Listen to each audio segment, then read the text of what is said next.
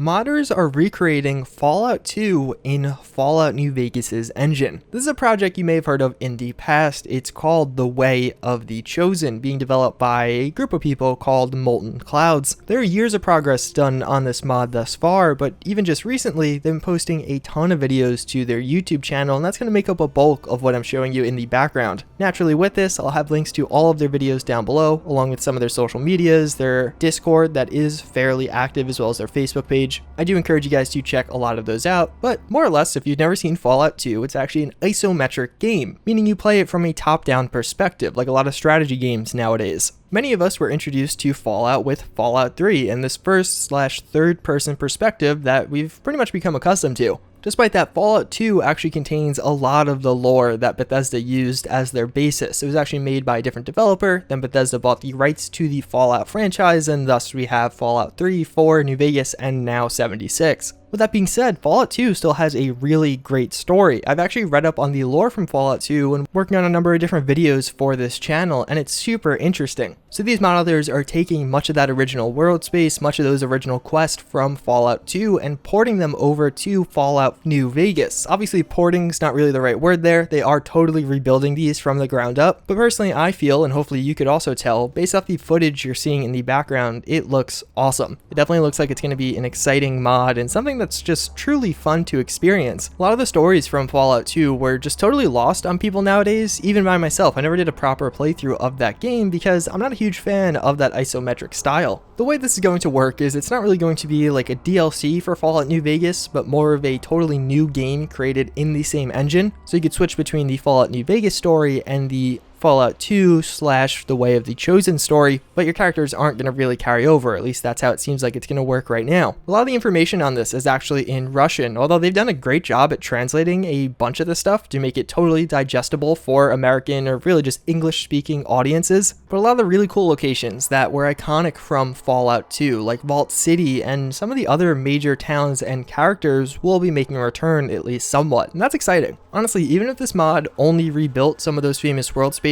and introduce some of those new characters for you to experience and talk to again, I would love it. I think it's going to be awesome. They do mention there's going to be no beta, so they'll likely kind of get to a point where they're happy with the release and then just release it at that point. But again, it has been a work in progress for quite a few years at this point, and very recently there's been a lot of updates around it. I'm going to have links again to all of their different social media down below. I really encourage you guys to check them out, give this project some support, because I would love to see this get created, and I imagine a lot of you guys would also. But of course, as cool as that was, we also have some cool mods for Fallout 4, because after all, this is upcoming needs. We are also looking at the L-39, which is going to be a new work-in-progress rifle by D. Polari. As you can see, it looks pretty freaking cool. As you can probably tell by the design, this is actually meant as an anti-tank rifle, otherwise called an elephant gun, and it fired a pretty big freaking bullet, as you can see right next to it. It was used in the Finnish army through some of their various wars, and I just think it's a really cool design. I like the little like ski looking things that are on it. It's quite distinctive from a lot of the other AMRs that we've seen in the past, and this kind of content is very scarce in Fallout 4. There's not a ton of stuff with super high calibers, and oddly enough, it actually fits pretty well into Fallout 4 from a practicality standpoint. You do have power armor everywhere, and yet there's so few dedicated weapons in vanilla Fallout 4 that would have been used to actually take that down.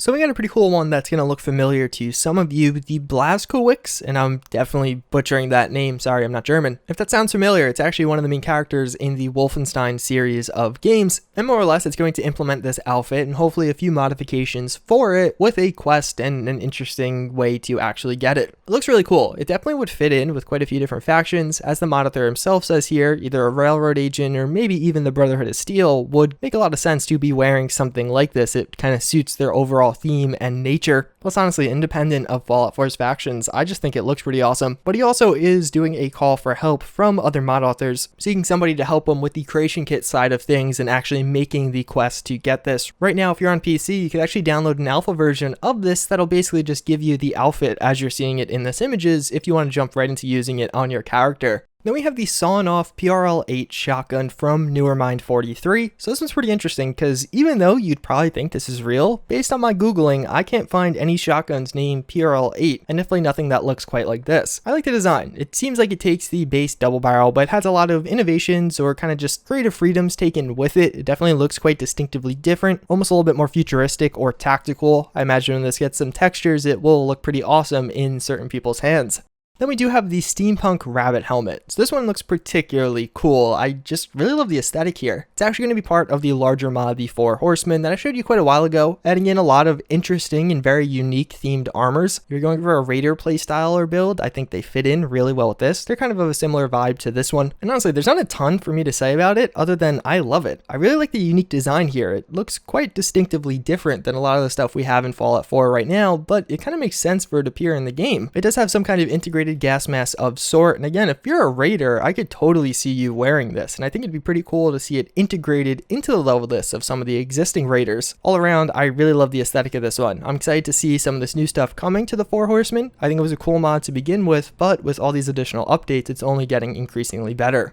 And last but not least, we have another work in progress new mod for Fallout New Vegas, and it's a fairly simple one that's going to be self-explanatory immediately from seeing this video. It's going to add in peeking, like a proper peeking system. If you played most modern shooters like Rainbow Six Siege, you know how peeking works. When you hit the E key, your character will tilt slightly and peek over corners. Fallout 4 implemented this somewhat in a more automatic way, but I think this concept is really cool. I'd love to see it in Fallout New Vegas, but I would especially love to see it in Fallout 4. I feel like it would really be a nice mechanic. I will have a link to this video also down below if you want to check it out, subscribe to the guy's channel, or even just give him an ad view. But otherwise, that's pretty much going to wrap it up for this video. I know it was a little bit of a different one. I kind of just jumped into it, and I was a bit more brief with some of these, but I feel like I got the point across. Tomorrow, there's going to be a new information dump on Fallout 76. I'm actually going to be live streaming that, so if you guys want to tune into the channel, it's going to be at 11 a.m. Central Time, which works out to 12 a.m. Eastern Time. I'll probably start live streaming at 11:30 a.m. Eastern Time. I think it's gonna be a lot of fun. More or less, we're gonna find out about Fallout 76's player systems and some of the different perks and special coming with that game, as well as the part I'm really excited for is they're actually doing a fan Q&A. A lot of people submitted questions. I submitted a few questions, and they're gonna be answering those on stage. Todd Howard's gonna be there, and I think it's gonna be really cool. I hope we find out a lot of new information. Either way, otherwise, that's pretty much gonna wrap it up for this video. As always, again, I thank you all for watching.